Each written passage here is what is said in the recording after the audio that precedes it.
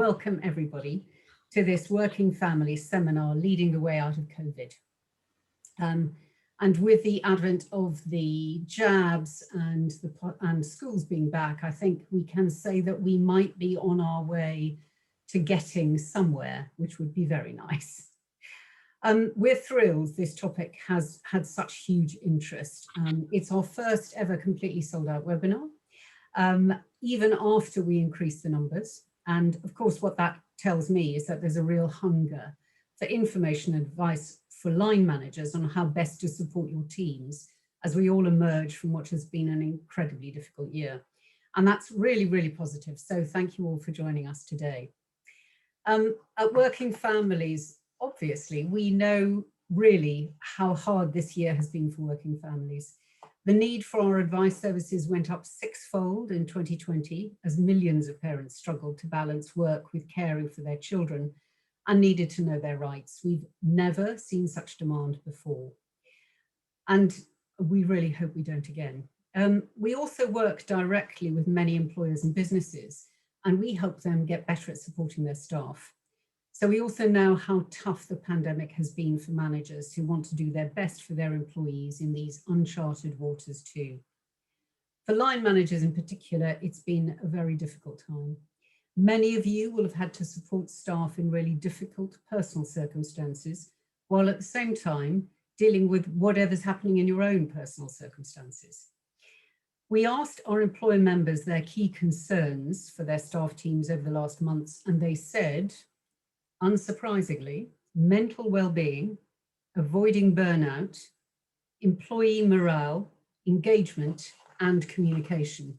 And I say unsurprisingly because the employer members who are part of the Working Families Network are obviously those employers who care about their employees. So we want to acknowledge how tough things have been, but we also today want to talk about some of the opportunities we can grab hold as we come out of the pandemic.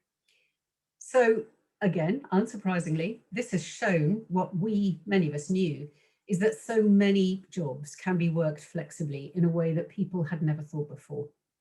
And lockdown has forced many reluctant management teams to use the technology available and let more of their team work outside the office and outside traditional hours.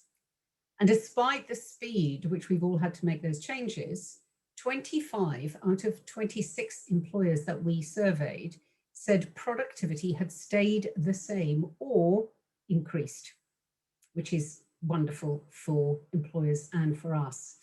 And the emphasis is on trust and teamwork, a lack of workplace distractions, reduced commuting, and being digital first. And with a reduced commuting, I hope that we are not all of us spending those hours working, but I strongly suspect we are. And we all know that staff are keen to hold on to the positive benefits of flexible working. More than 9 in 10 working parents we surveyed want their employers to retain flexible working post-COVID-19. And today I am absolutely thrilled to introduce you to our panelists. So we've got 3 panelists who are going to help us tackle some of these big topics. We have Suzanne Jacobs, who's an organisational behaviour and performance expert. We have Alana Gunn, who is the HR people lead at Merkle UK. And we have Una O'Reilly, who is the group director of engagement and director of HR for the UK and Italy. So that must have been a tough ask this year, Una, at Unibail Rodamco Westfield. Suzanne is going to speak first and is going to explore the opportunity to build a better working world and the skills managers will need to take this forward, focusing on flexibility. I'm going to turn off my camera and mute myself, so over to you, Suzanne. Wonderful. Thank you so much, Jane. It's just an absolute pleasure to be here. So hopefully the technology is on our side and I will share my screen successfully. Excuse me. So there I am. So yes, leading our way out of COVID. Jane, thank you for the introduction. Yes, I'm Suzanne Jacobs, and my research and field of expertise over the past decade actually is optimal cognitive performance, specifically in relation to trust, something that Jane referred to, of course, sometimes known as psychological safety. and also how that triggers and sparks intrinsic motivation. So what do I really do? In essence, I look through the lens of neuropsychology to support leaders and teams with practical research-based tools to get the best from their brains for what I call cognitive advantage, but also incredibly importantly, to be able to nurture well-being. I couple my academic research with frighteningly nearly 30 years worth of experience, 2 decades at senior leadership experience, leading very large, diverse and geographically spread teams through huge change programs and restructuring. And I've had the honour of supporting working families for, I think it is almost a decade now. And it's just been such a pleasure being able to play a part in observing the amazing research, campaigning and work that you do to improve the way we work and the way we live. So in the short time I have with you, I want to be able to explore not just our current context, of course, but really what we need to consider as we lead our way out of COVID or out of the pandemic, so that we not only recover, but we consciously design better ways of working, and to look at some of the factors our leaders need to take into account to do so. And what are the skills needed for this new era of work to build truly inclusive workspaces? We're in a colliding context, and when I reference this context, and the context in which, of course, we're going to be working in for quite some time, means that we've come together in a truly unique time in our history. Now, of course, the global pandemic has been unprecedented for us, but what it's done is it's collided with many other significant factors that were already affecting the way we live and work. We have firmly entered the fourth industrial era, and with it brings exponential changes in things like technology that will radically change the face of work and the roles therein. There are huge demographic shifts, attitudinal shifts, how we will interact with and partner and manage the relationship with talent going forward will be vastly different. And as COVID-19 becomes, we hope, less central to our lives, its consequences on our economy, our society, and of course our mental health will be far-reaching and long-lasting. And as you work on your recovery plans, using this context, this colliding context as a starting point, and of course adding your own relevant factors, will be absolutely vital to be able to manage that ecosystem, your ecosystem of work successfully. And really part of this is just to understand the zeitgeist that we had, because we need to be able to change the trajectory that we were on. And this is really what we have the unique opportunity to be able to do. There is no return. What has gone, what was has gone. And there are certainly elements that we should take from the way we were working, but now is a chance to reshape our working world. Much has been written on, and I know that I'm sure you'll have heard many of the statistics that I want to share very quickly, just to illustrate why we need to change the way we were working. If we're going to remain vigilant, we need to remember that the pre-pandemic world of working was on a trajectory that wasn't actually healthy. In fact, I could argue that we were on a path of some destruction, actually, and COVID-19 has been that accelerant. When you consider the fact that actually the UK, and of course across the world, there has been a huge drop in engagement, but we now have, based on the Gallup research that came out in 2019, we're at a level of 85% disengaged. Now, I questioned that figure, but when I understood it underneath it, 67% of that 85%, they're not your worst performers, they're not actively disengaged, they're not sabotaging, they just come into work, they do their job and they go home. But they withhold energy and they're indifferent to your organisation. And this indifference is costing us, in the region, it's estimated around £73 billion in lost productivity. In workplaces where there is this disengagement, there are 100 times more errors. Stanford researchers just looked at workplace stress just before the global pandemic hit us. And actually it was workplace stress, and its longitudinal research was listed as the 5th leading cause of mortality. And finally, if that's not enough, businesses with high engagement have 70% less safety incidents. Now, I don't want to harp on about these figures. I just really want to paint the picture that actually we have this unique chance of being able to carefully and consciously reshape and redesign our work. To acknowledge that, as with any significant change, first, there needs to be a period of recovery. But we have time.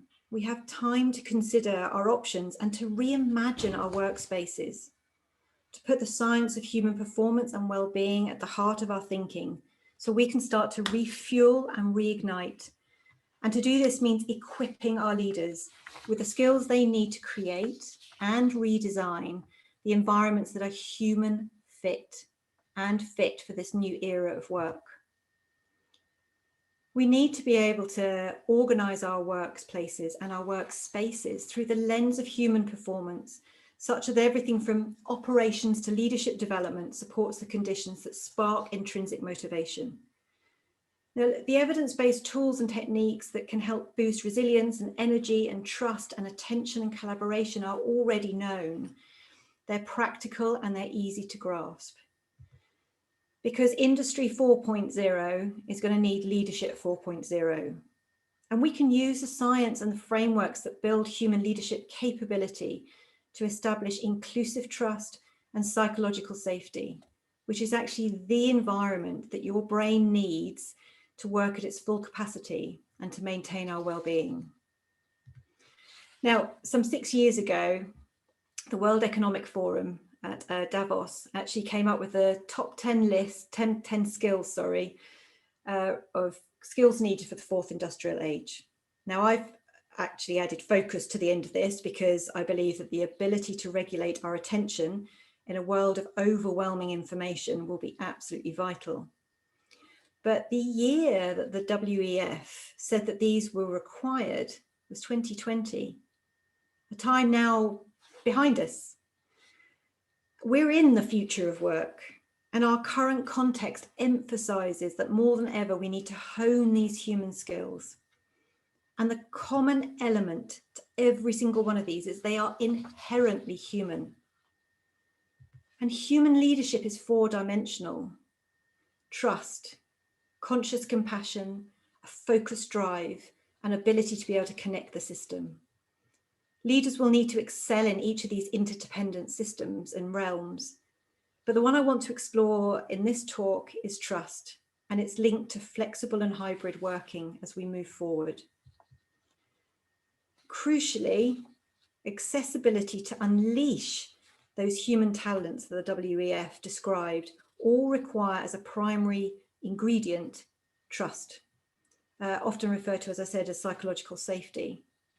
Trust is the performance currency. Trust is literally when our brains interpret our surroundings, events, and others therein as safe. And when we're in the safe zone, not only do we access all areas of our cognitive capacity, our reward circuitry is triggered and it floods our bodies with feel-good and health-protecting neurochemicals, which are the seat of intrinsic motivation. And it's this natural reward system that we need to leverage and for which we need to establish the optimal conditions. So what's the neurobiological formula? What does the brain equate to as safe or trust? I haven't got time to go into these in great detail, but there is a checklist.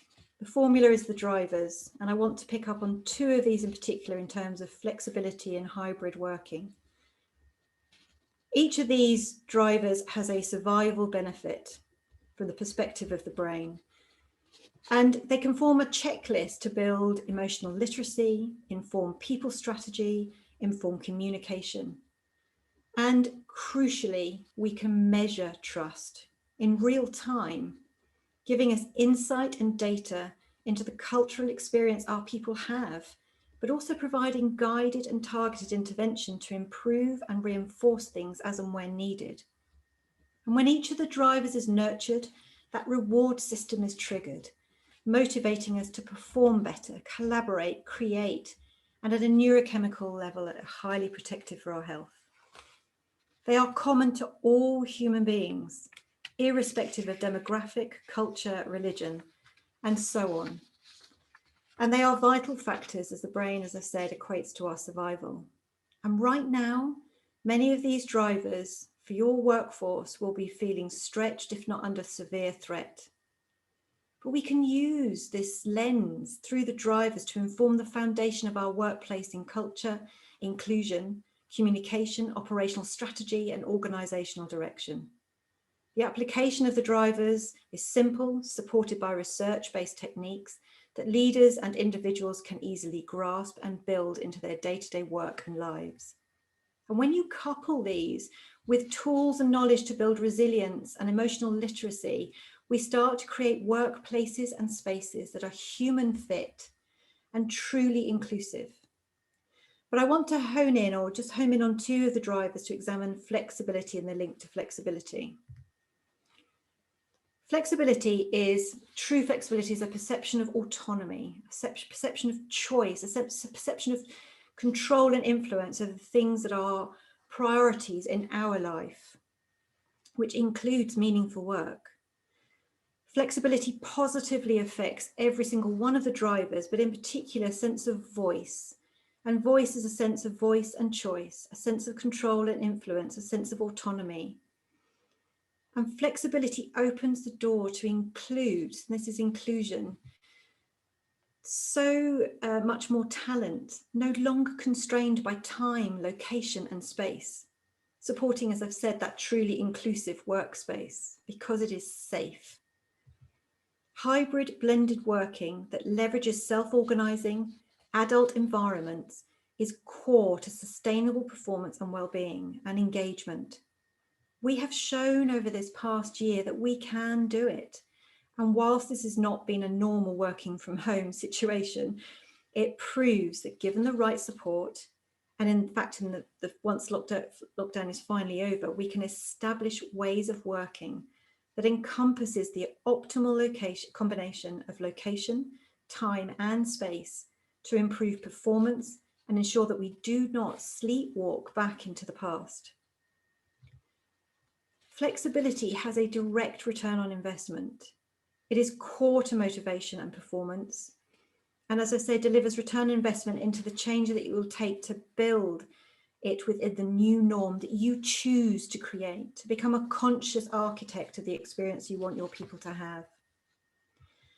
Because one of the things I'd love to do is turn things on their head. So rather than actually having human resources, let's just look at this as how we resource humans. We need to be asking ourselves those right questions. How can the workplace serve us? How can we best resource our people? The pandemic is one season in our lives. It'll be remembered as an extraordinarily difficult time. But for leaders, it is a moment of an opportunity. The steps we need to take need to be deliberate and they need to be conscious. The challenges and psychological risks ahead need careful planning, but we have a choice. We have a proverbial blank piece of paper on which we can rewrite how we work, how we can imagine and bring to life a workplace that nurtures the conditions for human performance and well-being, to be able to create cultures of trust and true inclusion. I firmly believe that organisations that build their workplaces in support of human fit performance will have a significant advantage in this new era of work. Thank you.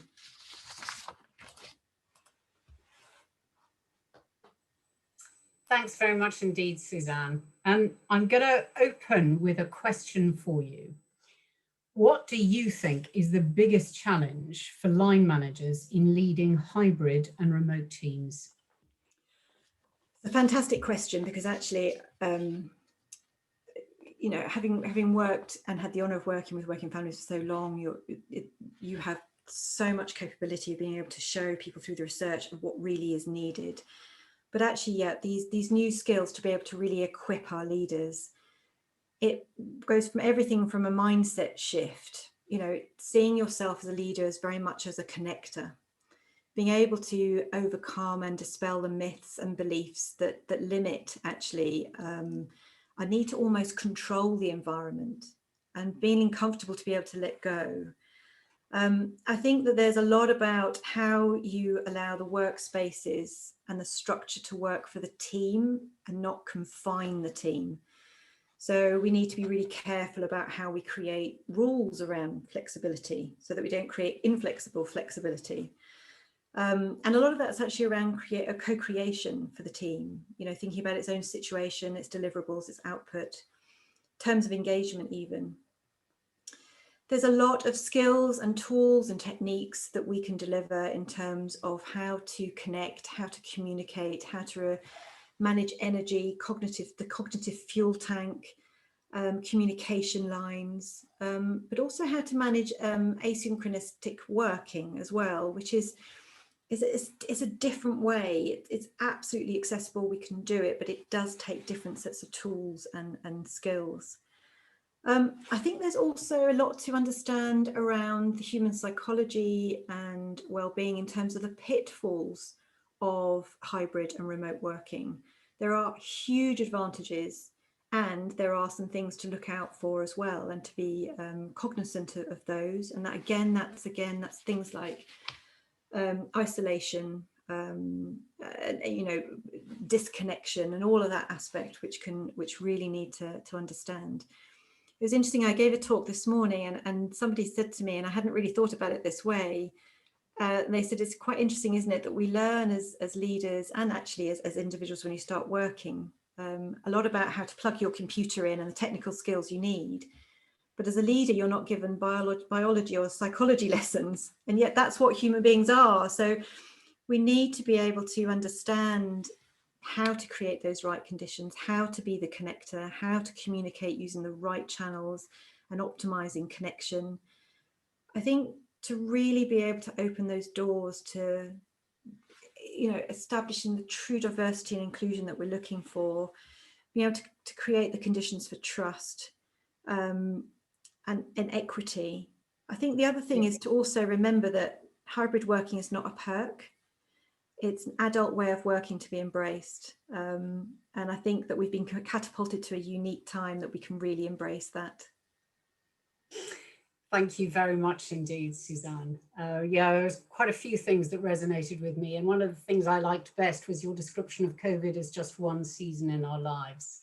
I certainly hope that that will be the case.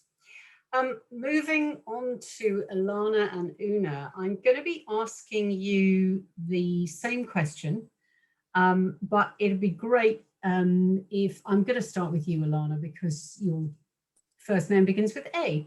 So how does or how will your organisation ensure a consistent approach amongst the line managing population, amongst your line managing population?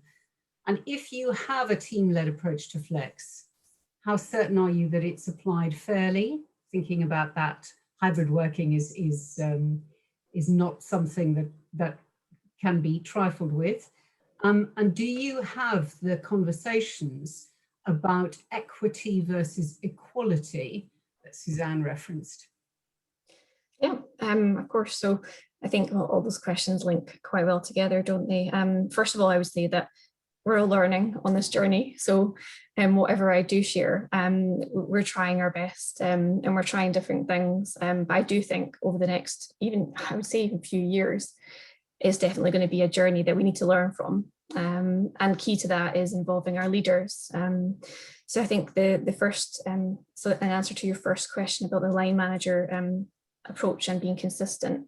We really learned from the experience last year coming into this year, and it was the third lockdown or lockdown 3.0, that we needed to be quite quick off the mark and share some information with our line managers. And as a UK approach, we've got 900 employees in our service line.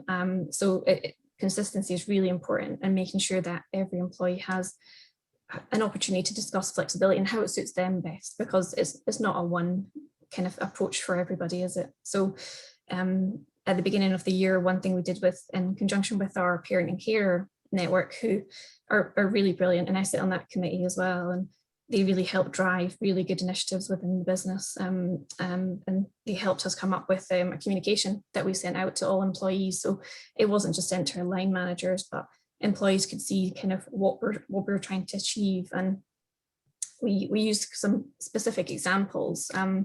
Part of us didn't want to provide too much because you don't want to say this is the way to do it, but actually what our managers needed, especially new managers who haven't gone through anything like this before, they really needed some guidance to know what are the options or what type of things can I offer my employees and my team. And then we also opened up the option to speak to the Parent and Care Committee and also HR if there were more complex situations, just to get a little bit more guidance.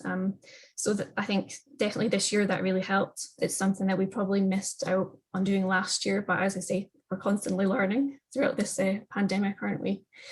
And I think having our CEO, she sits on our Parent and Care Committee as well.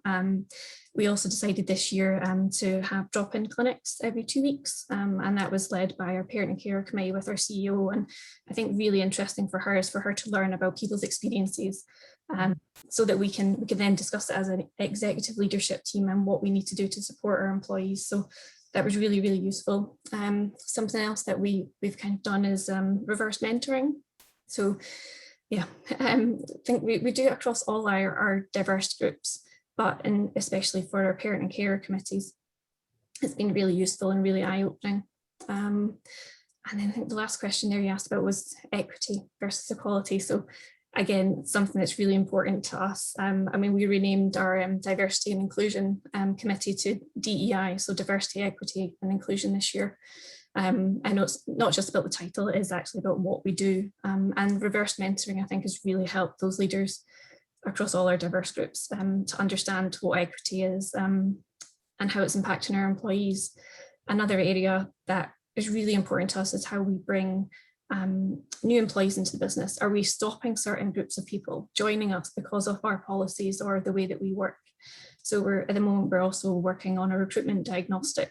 So I know that doesn't necessarily help our current employees, but what we hope to do is help attract a diverse group of people in the future, and looking at to see what barriers are we putting in place that we don't even know we have in place now. So hopefully that answers all the questions there.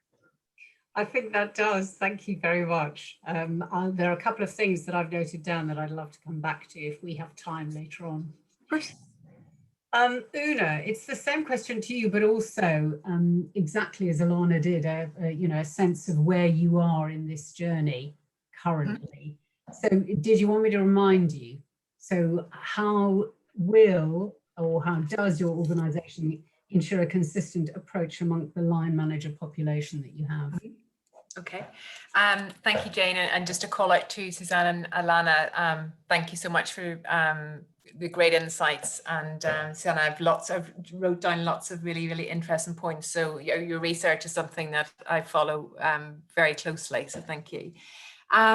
Okay, so a quick.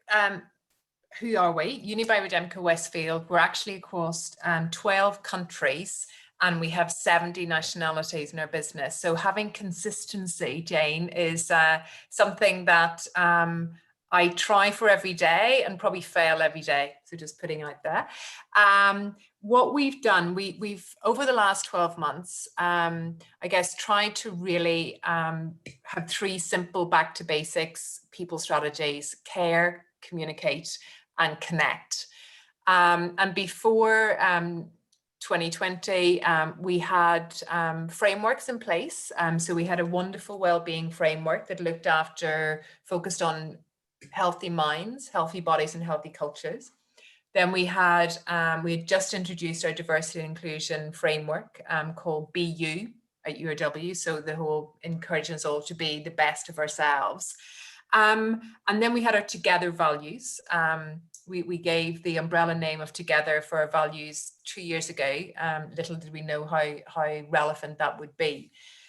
So actually, last January, these great frameworks sat almost in isolation, but over the last 12 months, we've merged them together. So a huge focus for consistency, and again, across 12 regions or 12 countries, is saying, okay, let's all of us from a leadership point of view focus on healthy minds, healthy bodies, and healthy culture. Because no matter what language I speak, what country I'm sitting in, that's a common language that translates across. How the actions are implemented. So the relevance of well-being webinars, that can be done in region, although we have quite a lot of group webinars. And then the BU framework is very much encouraging of diversity and inclusion. And in terms of consistency of line managers, if I think forward to the future, how do we have consistency? I think for us it's very much on a leadership message, because 12 months ago, yes, we had policies and procedures in place, but we still had leaders in every single day, 12 hours a day. So we weren't really walking the talk. But we've worked really, really hard over that in the last 12 months and put things into place that actually encourage flexibility and inclusivity. So for some practical examples, we have doubled our sick pay, so and sick numbers of days for all employees. We've changed the policy and have it from day one right up to your last day. So we used to have it if you weren't in resignation or starters, it didn't apply. We've introduced some well-being days and encouraged, or that when we introduced them, our COO publicly shared that he took a well-being day to take his son to the hospital. So really walking the talk and making the policies come alive. And one of the really, I guess, moments for me over the last month, we globally had a huge focus on International Women's Day in terms of choosing to challenge. And we took that well-being, I guess, mantle of choosing to challenge and widened it and said, okay, let's just not have it for one day or 1 week. Let's just have this. Choose to challenge our policies, choose to challenge line managers and leaders where we're not walking the talk.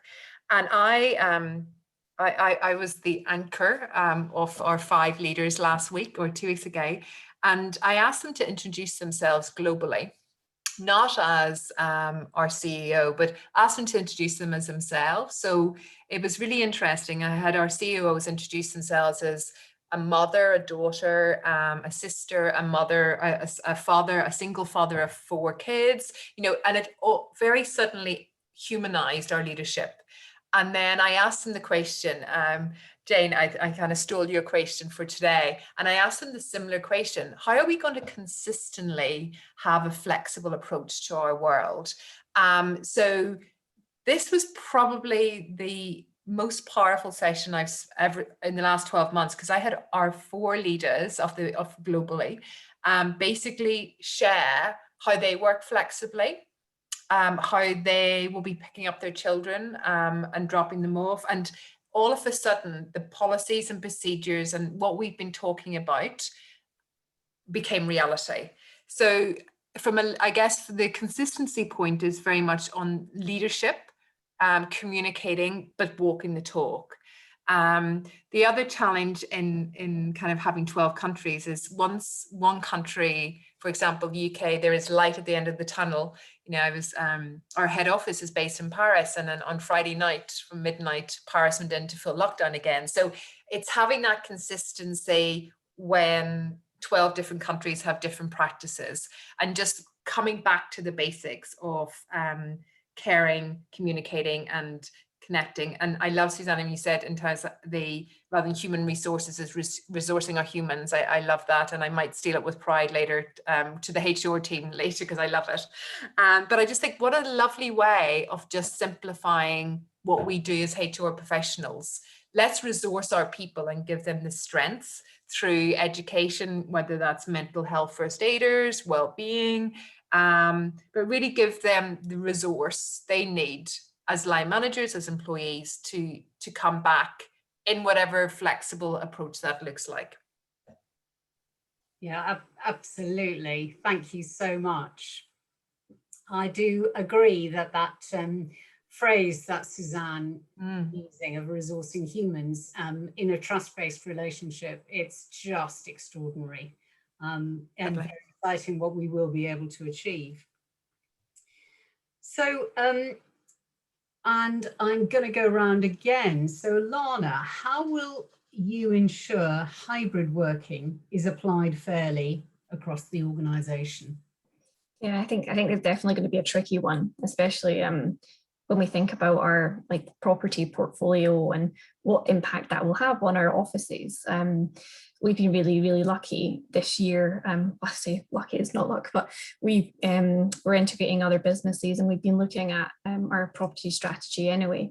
Probably wonder why we're talking about property strategy, but we also did a future ways of working project where we got some more focus groups together and asked people, what do you want from the future ways of working? And I suppose not surprisingly, there was a whole spectrum of responses.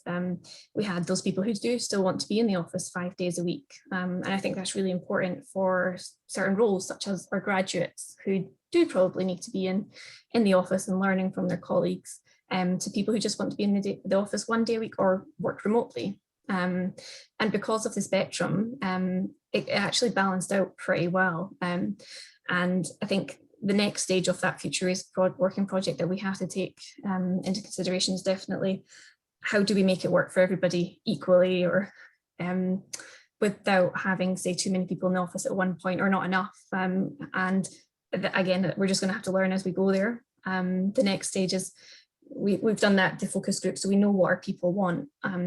But in practice, how is that really going to work? And everybody's going to want to be in the office on a Friday when you have Friday drinks, for example, but it's not going to work that way.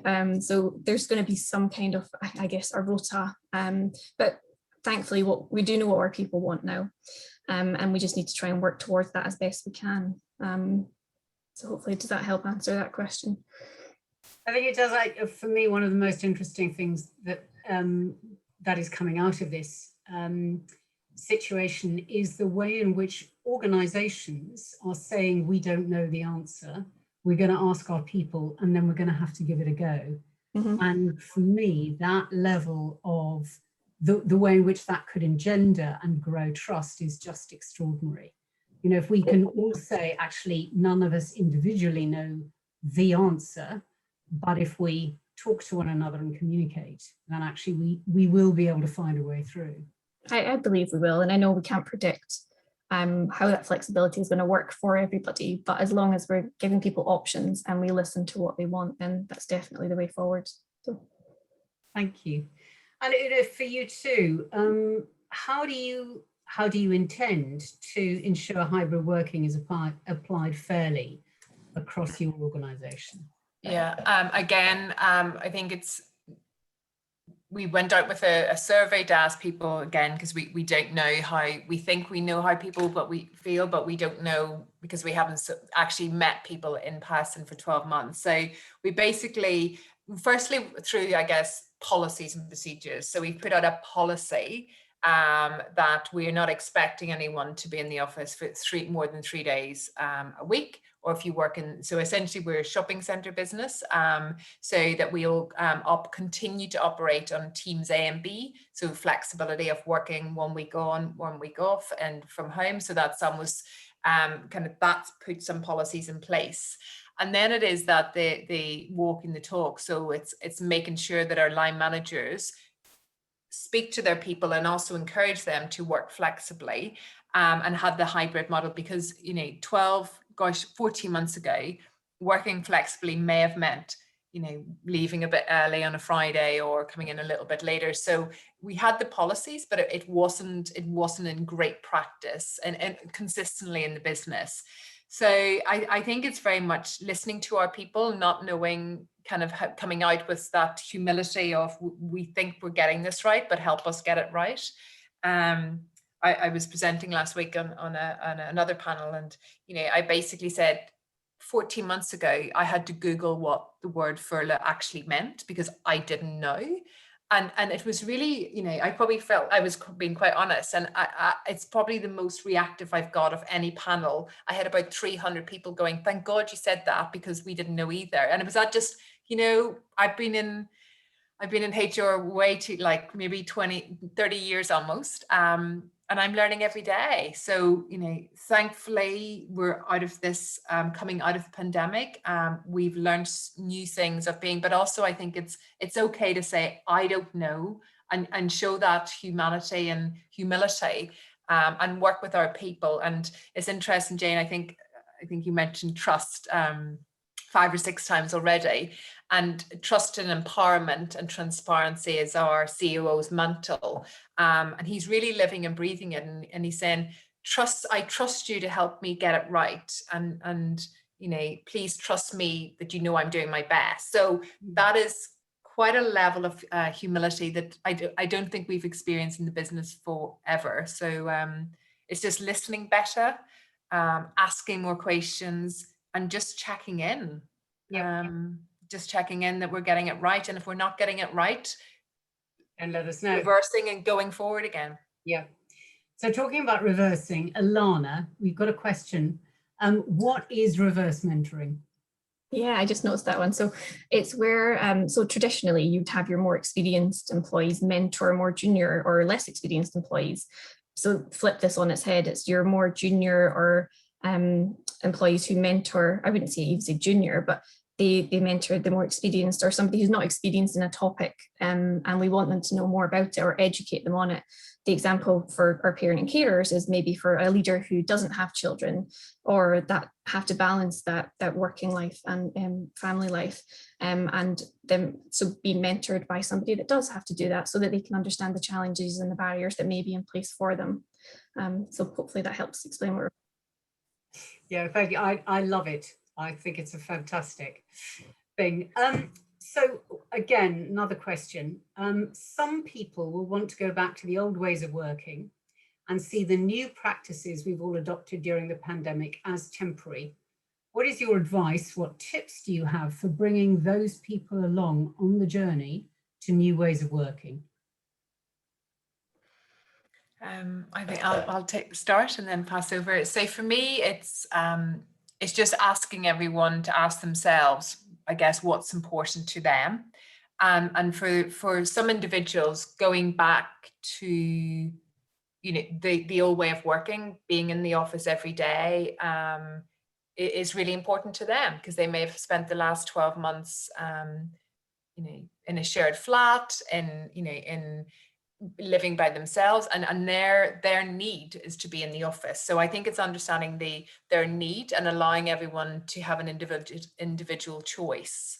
As a business, we are going to ensure that we do not go back to the old ways of working, and do that through walking the talk. It sounds very basic, but life before pandemic, I was on a plane most weekends coming back from a different country, and I was always always at home on a Sunday, and that was my thing.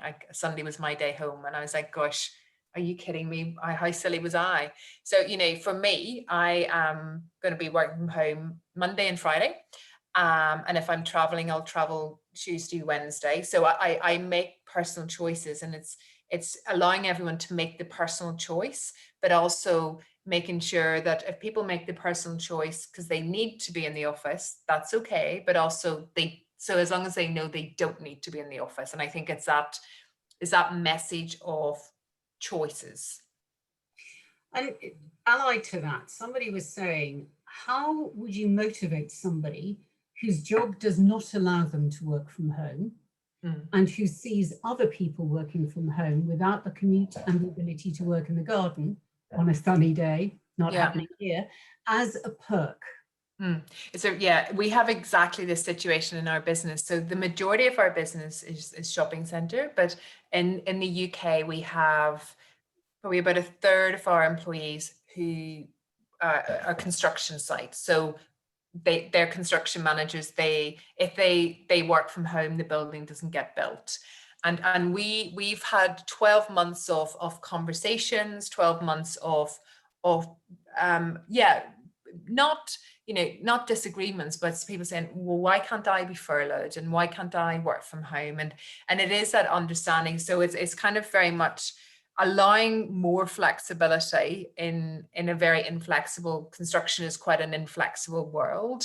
So it's allowing, the flexibility of starting early, finishing early, just having that flex of working, having kind of over a 7-day working week rather than 5-day. So it's introducing a level of flexibility, but also having the honesty of saying, it is really, acknowledging that if you're a construction manager, you have to be on site, and it's having that, but it's actually having that honesty of conversation, And then introducing them to other roles that they could do, and they go, oh no, I want to be on site. Oh, okay. So, but it's just really having an open, honest conversation of choices of roles, and also giving them people alternatives if that is available. Yep. Thank you. So Alana, we've had a question in from somebody who says that I mentioned spending commuting time just doing extra work.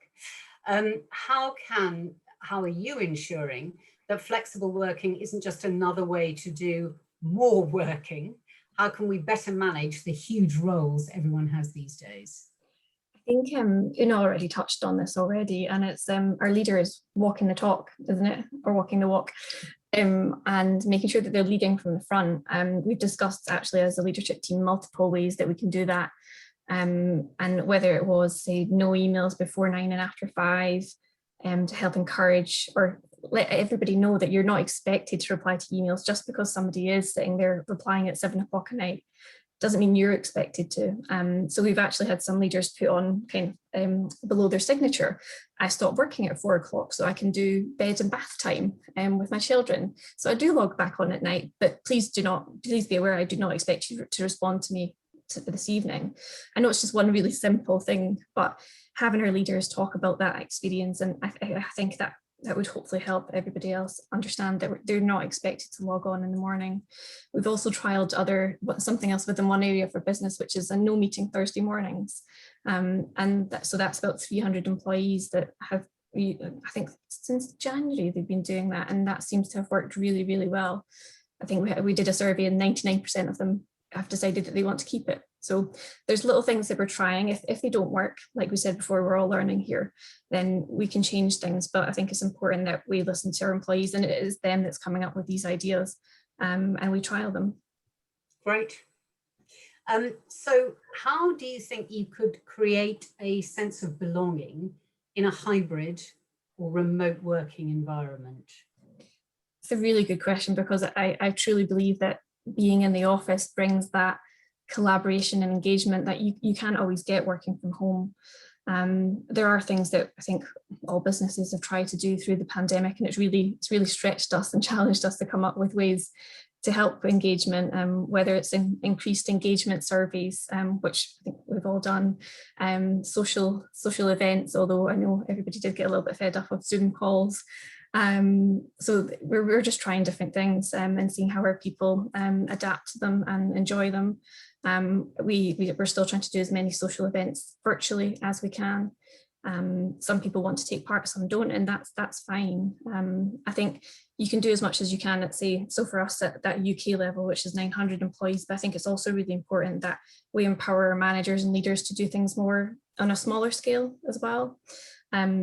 I mean, that has its challenges, of course, with budgets, but it's something that we are trying to do. So yeah, and it seems to be working. Great. And Una, do you have any tips and tricks about how to embrace and engage people? Yeah, probably more just examples. Hopefully they'll tips and hits, but we try to reinvent the water cooler moment. So, or, when you go for a glass of water or you go and have a coffee. So we have virtual coffee mornings every Monday morning, and that people can choose to tune in or choose not to, but literally it started off with people coming and with their notepad, and it actually took about a few months for people to actually come with a cup of coffee or a cup of water. So we've done this quite nice.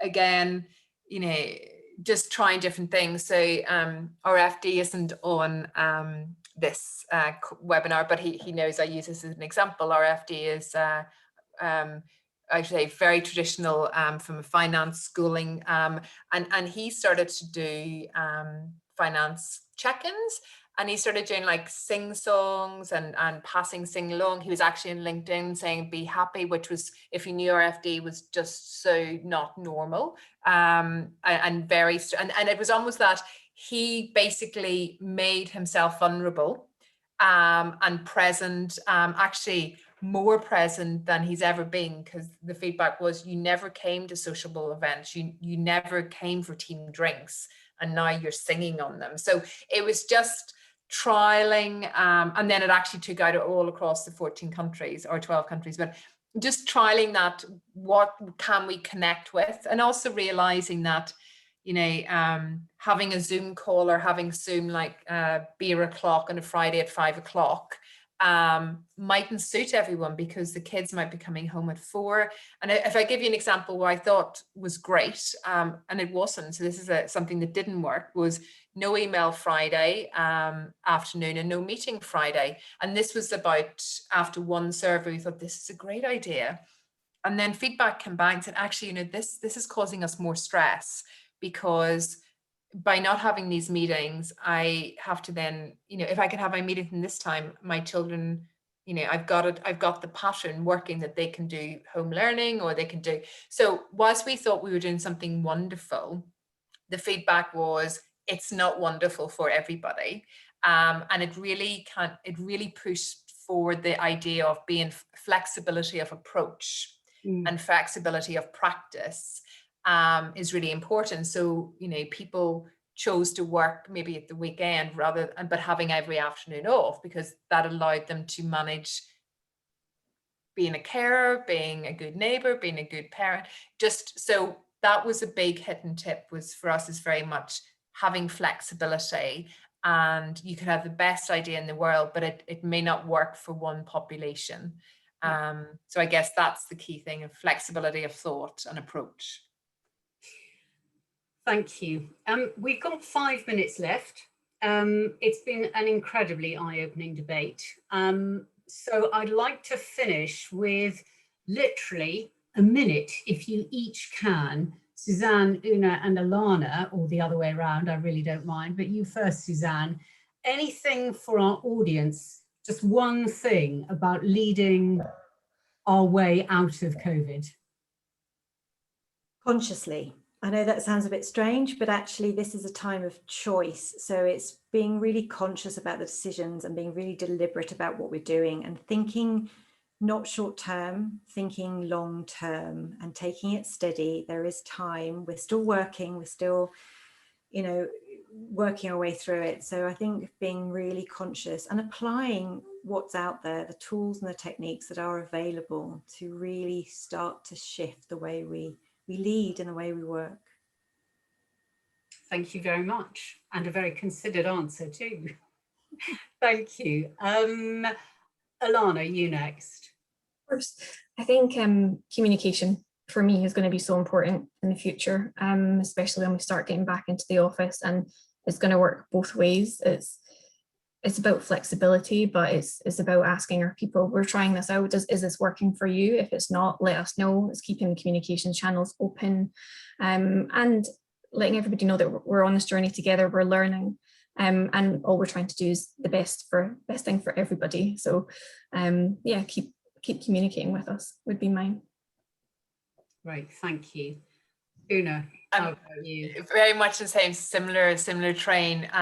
Listening, continue to listen and connecting in terms of connecting with each other, connecting the dots, and connecting kind of the different approaches that we can have. The, you know, 14 months ago to have this Jane would probably have been unheard of. We would all be in a hall in central London. We'd all have travelled in, and we can connect. We've been given you tools. So having, I guess, taken the best of the last 12 months and applying it into the future through connecting and be flexible. Thank you very much. It's been, for me, absolutely fascinating. You have all been excellent, of course, in your own ways. We wouldn't have chosen you if we didn't know that already. But thank you so much for bringing your A games and being so generous with your knowledge today. And particularly Suzanne for sharing all of your research with us. And I want to close really by saying it's been such a tough year for everybody. And for certain people, it's been really terrible, you know, with the loss of life and the significant changes that have happened to people's lives. And I think this has been a time of unburying, it's a phrase that I stole from Stephanie Flanders, of some of the things that we knew that weren't working, as Suzanne mentioned earlier, have really struck home, I think, for all of us. So great if you've got a garden and a separate room in which you can work. Not so much if you have a bedroom with a single bed and that's where you have to spend 24 hours. And if we are going to transform the world of work and build back better, particularly for women, because women have definitely been hit incredibly hard in this pandemic, we'll need to actively find ways to build flexibility into more jobs. On our website, lots of great resources. Please go and have a look. If your organisation is not already a member of Working Families, please give us a call. We'd love to help. Don't forget that we have our free legal advice for anybody who's really struggling. And let's all work together to make all of our workplaces places where we resource the humans that work with us and we all trust one another to do our very best. So thank you all so much for attending. It's been absolutely brilliant. I have loved it and I've got pages of notes. So thank you all very much. I love Stealing with Style. Thank you.